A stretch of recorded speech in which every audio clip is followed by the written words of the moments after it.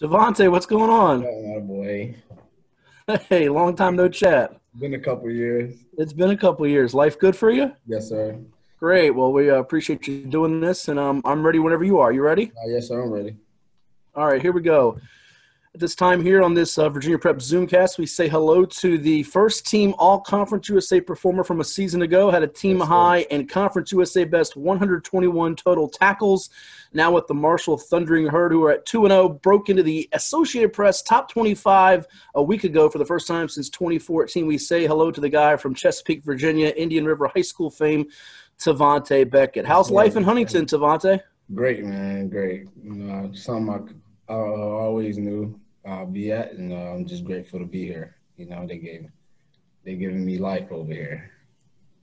Well, that's good to hear. And the 16 stops, the most by a Marshall man since Chase Hancock had 18 against Southern Miss in 2017. I mean, in last season, Appalachian State, the team you just beat in your most recent game there with Marshall, I mean, they averaged 231 yards rushing per game. That was 16th in the country. They had over 300 yards in the opener against Charlotte. Mm-hmm. I mean, how did you you didn't do it by yourself, but how did you guys as a group bottle them up to a degree? We just didn't really care about none of that before they played us. We knew what type of team they were. They want to be physical. We knew they wanted to run the ball and cause havoc in the inside. So we know we had to set the tone. Coach had a great game plan. He had a great game plan for it. We knew they was going to try to run stretch. That's their favorite play, and I knew I can kind of, if I recognize it and get over it soon enough, that I can stop it every time. And we just stuck with the cause. Everybody played the same game plan. All 11 was on the same page. So when we all on the same page, it's hard to do anything against our defense, and that's kind of our motto towards anybody we play. And we did it against EKU, and we just wanted to do it against App State to see where we at. It's always good to get that confidence going early in the season. Now, for the football fans, most of them, even some of the novices know about stretch. You can put it up on the Madden video game. They know it's an outside run there. But for you, watching you in high school at Oscar Smith first and then at Indian River, I remember you loving those type of plays defensively. You can just use your closing speed and your instincts, right? Yeah, it's crazy because when they was running outside stretch, I went back and watched the Ocean Lakes game and my junior year, and when they ran outside stretch, and I was trying to imagine, because it was on my highlight tape pretty early, so I was just imagining how I'm going to tackle the person. And I remember, against Ocean Lakes, Justin Smith, I tackled him, but I ain't wrap up. I just kind of threw the shoulder at him. It was right before the Eric Crosby one. Yeah. Right before. I threw the shoulder at him, and it's crazy because I went and did that same – I scraped over, and I did that same play Saturday against App State not last week, but 2 weeks ago. So It's funny that you said that. It's funny. And we'll get to some of your great days there at Indian River, and before that, Oscar Smith playing so many big games in the 7-5-7. But to have a career-high 16 tackles and a forced fumble against Appalachian State, you, of course, get the Conference USA Defensive Player of the Week, but the Bronko Nagurski National Defensive Player of the Week. I mean, what's that mean to you? That meant a lot. At first, I seen in the newspaper I had the Conference USA, but the next day when it came out and it said National Player of the Week, that's when it hit that I was awarded one of the best performances throughout the country. That always mean a lot. Definitely coming from Oscar Smith and Indian River. I was a 3-star. I was under-recruited, so I always was kind of I'm not gonna say I was under-recruited, but I was kind of in the spotlight.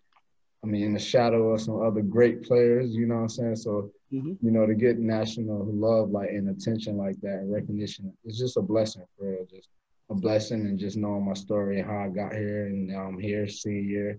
And to win that award is just a tone setter for us. And then we're just going to keep rolling with it. And I'm going to just that's kind of my average right now, 8 tackles a half, So, if I just average 4 tackles a quarter, I get 16 every game. And that's not really that hard if I just stick to the game plan, just play football.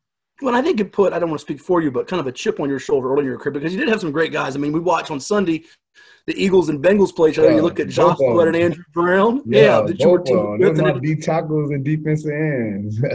Even at Indian River, I mean, when you went there, you had Devin Hunter, who was a top 50 player in the country, Jaquan Yulee, who was a teammate of yours for a while at Marshall. So you kind of had that motivation to say, hey, I can be at that level of those guys too, I think.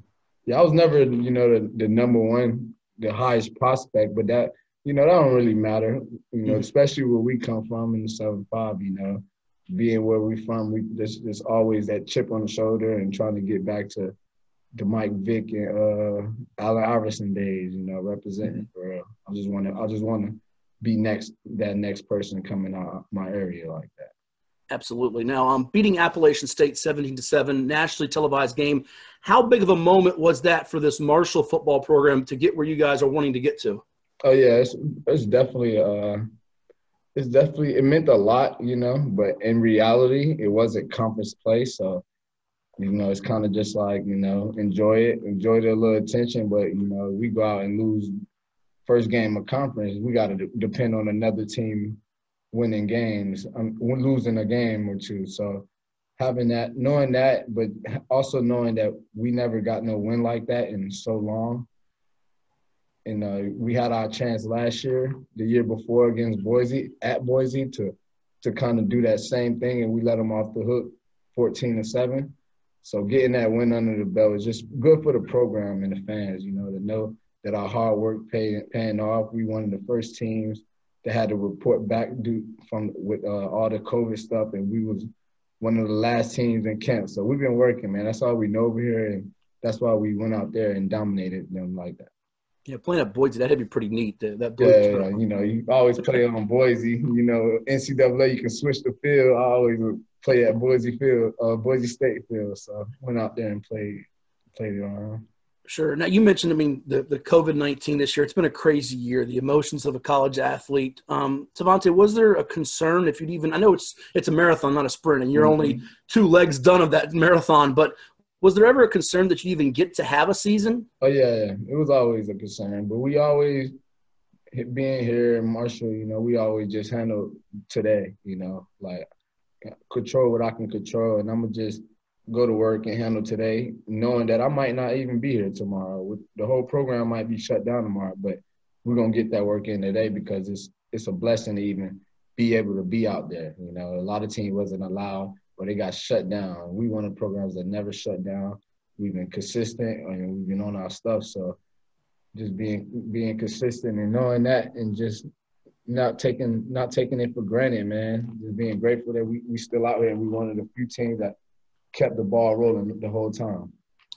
Well, I know even closer to home, I know they're technically a league rival here. You were initially scheduled to play at ODU. I think it was November 28th, but the Monarchs decided not to play this season. So there was probably a little bit of a small amount of disappointment there. Like, darn, I don't get to have that homecoming of sorts. Yeah, man, I wanted to go home and put on in front of the city, man. So I don't get to do that, but, we've been having some nationally televised game and people still been watching. So I'm grateful for that, Even though I don't get to go home. Like, I've been dreaming about going. I've been thinking about that game since I got to Marshall 2 years ago.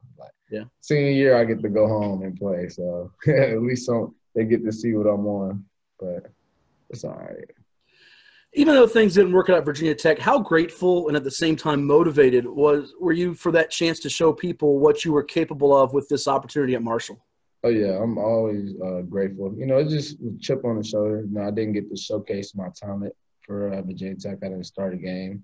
So, when Marshall gave me opportunity and I finally got a start 3 years into kind of like the 4th year into my career. This is my 5th year. So, my 4th year into college, I finally get to play football. And you can just kind of see the eagerness and, the chip on the shoulder to go lead the conference and tackles. Little stuff like that, probably the smallest linebacker in the conference, but, that don't really matter to me because it's all about how bad you want it. And I wanted it so bad, sitting out so long. And also wanted to make my coaches proud and took a chance on me. So, always great. Hey, you can be 5'10" and 5'11", but if you got that heart, that's all that matters in the day, right? Heart of a lion. Yeah. Heart of a lion. How different from a town perspective, school environment, how different is Marshall from what you thought before you got there?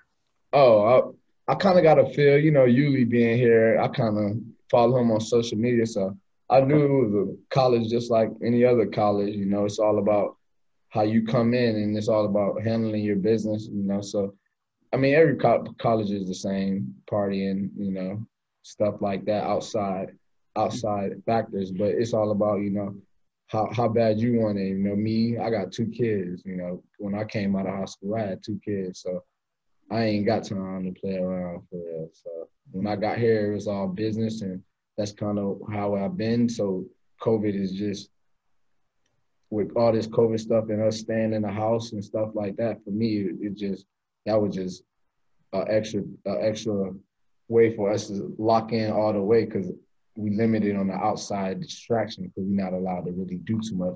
But that's good for a football team, you know. Mm-hmm. When you got 100 guys and they all locked in, it can be good or bad. And for us, that's beneficial for our guys. Yeah, indeed. And you mentioned of having kids there, the responsibility that comes with that. There's also responsibility in what the coaching staff puts on you as a team captain, being named a team captain. Yeah. Tell us what goes into that, your responsibility and role with that. Oh, those are shoes that I always wanted to wear. You know, I always wanted to be a leader of a defense and a team, and that's always been a dream of mine. You know, since a kid, I always wanted to be a leader. So it's a lot. You know, it takes a lot to come to work and every day and be consistent every day. I feel like for college athletes, that's one of the hardest things, to be consistent every day, be your best you every day. Because, you know, outside distractions can, you know, play a part in a college athlete. You know, it's college at the end of the day, you know. So, I forgot what you said. I forgot the question. No, I mean, you're good as far as just that team captain. I mean, that's responsibility you probably embrace, though. It's not so much as much pressure. I embrace, right? You know, I want to be that guy. You know, I want to be that one to go make the play on 4th down, but I also want to be the one to talk to the team before and after the game, man. You know, when you're a leader, you got to show up every day, and win or lose, you got to look your teammates in the eye. You know, so me being a leader, I always got to lay it on the line because I know I expect it from them, so I got to do the same thing. I'm curious to get your perspective as a player, Tavante, and you kind of had that swagger when you were in high school too. Is that something, the leadership thing, is that something you're either born with and you have it, or can you develop it? I feel like you got to be born with it, because I remember being in literally like 5th or 6th grade and my teacher telling me I should join the Army because I'm a natural leader. So that always stuck with me, and I always like, now that I'm a captain, like, I don't even remember his name, but I remember, like, I'll never forget that story. And I honestly believe that's a true statement. You can't make nobody be a leader. Like, some people want to lead by example. Like, you feel me? That's fine. But, like, I'm going to be vocal and I'm going to lead by example. There's nothing wrong with doing both. Well put. A few more for you, and we'll get to rapid fire. We appreciate you doing this with us here. Tavante Beckett, the Indian River High. Great out of Chesapeake now, getting things done in Conference USA with the Marshall Thundering Herd 2-0. They're ranked, and they're looking for big things here the rest of the way. Tavante, there's some other 757 guys with you there. Brian Cavalcante, who played at Norcom. Elijah Alston, who played at Oscar Smith. Tell me about your relationship with those guys. No, they're my brothers, you know. You know, I didn't know neither one of them before I got here, but honestly, like, just being from the 7-5, you can just get a natural connection, like a brotherhood. You know, that's really an honest thing. You know, when you outside of this area code, you know, you meet somebody from the same area, you take care of them, and you accept them as your brother. And those are my 2 brothers here, and I'll do anything for them. You kind of touched on it earlier, Tavante, about, you know, playing at Oscar Smith and then Indian River, so many big games you were in on a regular basis there in the Southeastern District, and there were the doubters. Is this guy big enough? Is he good enough? How much did that fuel you, yet also help prepare you for what you see now in college football? Oh, I mean, being from our area, you know, playing against talent every week, you know, so I always knew, like, when I got to college, they just you feel me, good football players everywhere, and I always felt like I was a special football player, and I always knew how to tackle and use my size as an advantage more than a disadvantage, and that's something that I just keep proving every day. You know, my size is an advantage, and then when I came to college and did it, I do it against Conference USA, and then when I play against any other teams, I do it against them. So just keep showing that size mean nothing. Keep going with my story, you know, my undersized story, and just keep proving them wrong, man. That's all I look forward to do, for real. It is amazing every week to just look. I memean, you see Jeremiah Owusu with Notre Dame from Bethel, or Patrick Jones you played against at Grassfield. I I talked to Pat yesterday, man. We Did talk. you? We talk all the time, man. We Yeah. probably go train together for real. That's how close we are, for real. 3 sacks. Well, I I know watched 3 the sacks first he one. has. I watched the first one. I didn't know he wouldn't have got 2 more. I didn't know he wouldn't have got 2 more. And then we see this Beckett kid get 16 tackles. I mean, every week somebody from our area is doing big things, which is just tremendous to see. And I think there's that brotherhood like you touched on. Last 2 for you. What have you learned during your college journey, and what's the best advice you've gotten during this journey? Just control what you control, man. There's so much adversity in life, and then college, it's so much going on that you just – the best thing I learned was control what you can control, man, and just go 1-0 in everything you do, man. Like, I'm just trying to go 1-0 every day, handling today, and worry about tomorrow, man, because I can't get there without taking care of business today. And that's just been my motto, man. 1-0, control what I can control. Because end of the day, when I leave here and I go, say if I get 200 tackles and nobody want to draft me, I got to take the undrafted route, man. I can just control what I can control and just go 1-0 every day until I get where I'm supposed to be. Not a bad motto and mentality to have there. And lastly here, before we do rapid fire, where is Defensive Player of the Year in Conference USA on the list of goals, possible achievements for Tavante Beckett? Is that up there pretty high? Yeah, man. I'm watching the dude. I watch my opponents. How about that? I watch the other side to see what they doing. So I'm always motivated, man. I know I'm a stat guy, so I see the dude from WKU. He got 1.5 sacks, and so I got to go get some. He had 90 tackles last year. I got to make sure he ain't close to me. But no, it's definitely something. I'm not even gonna sit and act like I don't aim for every goal. Like, I'm trying to go get that Player of the Year. I want that on my resume, and that's something that I'm gonna go get. That's where I think football is so different than a sport like, say, basketball. You can be that way almost with the stats for basketball, and it's looked at as almost, oh, he's too selfish. But in football, you're doing it on defense. Your team wins because I got to go make plays to get my stats. I ain't depending on the quarterback, none of that. I'm going to go get this play. But I'm going to do it. Exactly. I'm going to do it in the right way, though. I ain't out there just doing nothing crazy. No, it totally makes sense to me. All right, ready to do some rapid fire with us? Let's go. Yes, sir. I'm with you. Here we go. Rapid fire with Tavante Beckett, the Thundering Herd linebacker from Marshall University out of Indian River High in Chesapeake. Hey, just the second Herd player to win the weekly Nagurski Award, joining current Philadelphia Eagles defensive end Vinny Curry, who got it done in 2011. All right, best TV show or movie you've watched during the pandemic, Tavante, what would it be? I don't watch TV, bro. Nothing. YouTube. No movie or TV show at all. I don't watch them. Nah, man. All right, can we switch it up and say what's the best YouTube bit, or I guess you could say it, YouTube clip you've seen during the pandemic? Reuben Foster highlight. Reuben Foster. Okay. All right, these are some real fast rapid fires. Hot or cold? Hot. Fast or slow? Fast. Twitter or Instagram? I'm on Instagram with it. All right, TikTok or Snapchat? Snap. All right, let's go back to a little bit of a slower mode. Hardest class you've taken at Marshall? Internship. All right. Got me cleaning up. Superhero for a day, who would you pick? Wakanda. All right. Fill in the blank here. Tavante Beckett is afraid of blank. Spiders. All right. Last 2. Best prank you've pulled or had pulled on you? The little thing with the shaving cream. I put the little broom on his ear. Not this I remember that. But a teammate of yours you did that too? We was kids when I was in middle school. Gotcha. And lastly, you can visit one place in the world. Where would you go? I want to go to the pyramids in Egypt. They say it's a line under the stars. I need to see it for myself.